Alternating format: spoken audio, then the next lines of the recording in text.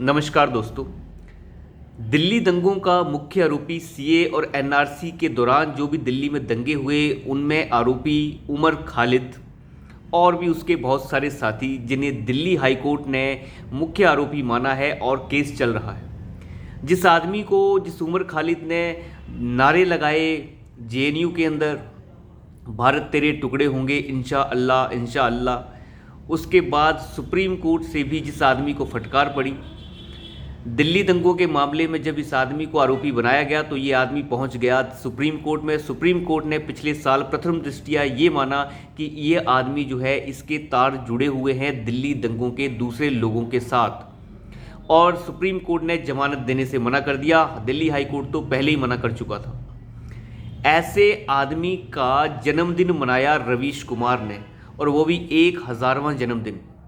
आपको सुन के हैरानी होगी, इस आदमी को जेल में पड़े हुए 1000 दिन हो चुके हैं और रवीश कुमार के दिल पर सांप लौट रहे हैं। उसका ये प्यारा दुलारा बच्चा जिसे इसने दूध पिलाकर बड़ा किया है, अब ये चाहता है कि उसे छोड़ दिया जाए।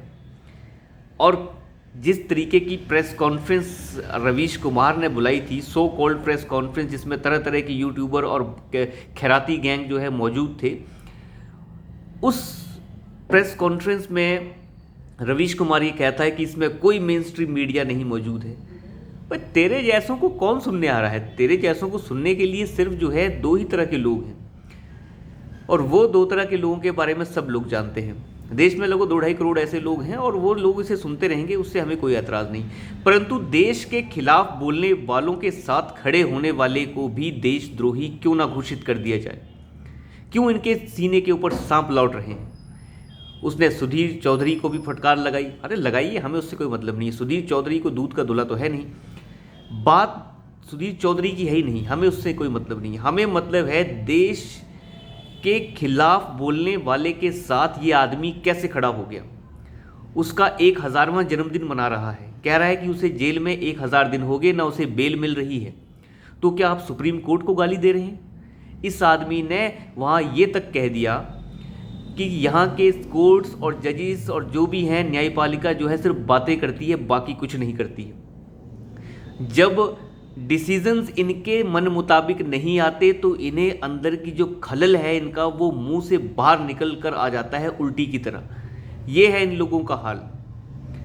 तो कह रहा है कि यहाँ की न्यायपालिका बेकार हो चुकी है, यहाँ का संविधान भी ख़त्म कर दिया है, सरकार ने सब कुछ खरीद लिया है, एक मैं ही बच गया हूँ जिसे सरकार नहीं खरीद पाई है, क्योंकि मेरा कोई दाम ही नहीं है। दाम तो उसका होता है जिसकी कोई कीमत भी हो, जिसकी कोई कीमत ही नहीं उसका काहे का कोई दाम लगाएगा।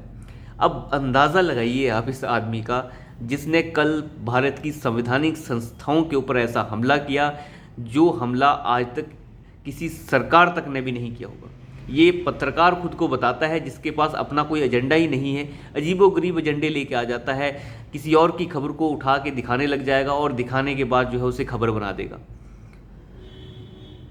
ये आदमी जो उमर खालिद के साथ आज खड़ा है, आप अंदाज़ा लगाइए देश में और देशद्रोह कैसा होना चाहिए।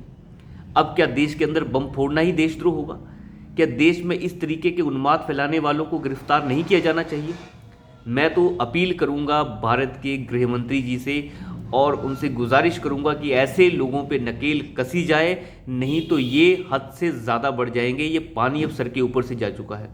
इस मामले में इंदिरा गांधी बिल्कुल सख्त थी। ऐसे लोगों की कमर मरोड़कर उसे जेल में ठूसने का काम जो है इंदिरा गांधी बखूबी जानती थी, और मुझे नहीं लगता कि मोदी सरकार इसमें सफल हो रही है। अगर ऐसे लोग चिल्लाते हैं तो उनकी चिल्लाहट बंद कर दी जानी चाहिए। इस तरीके से अगर भारत की संवैधानिक संस्थाओं के ऊपर कोई ठेस पहुंचाता रहेगा तो भारत की इज्जत और खराब हो जाएगी।